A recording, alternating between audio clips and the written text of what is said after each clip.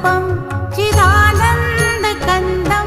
जगत्सम्भवस्थानसंहारहेतुं स्वभक्तेच्छया मानुषं दर्शयन्तं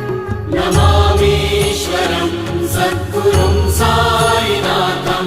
भवद्ध्वान्तविध्वंसमार्तण्डमीड्यं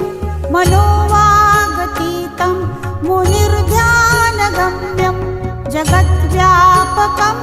निर्मलं निर्गुणं त्वां नमामीश्वरं सद्गुरुं साईनाथं भवाम्भोधिमग्नार्दितानां जनानां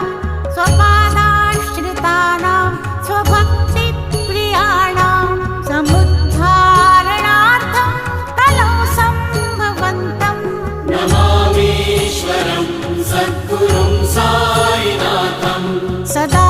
निम्बवृक्षस्य मूलादिवासात् सुधास्राविणं तिक्तमप्यप्रियन्तं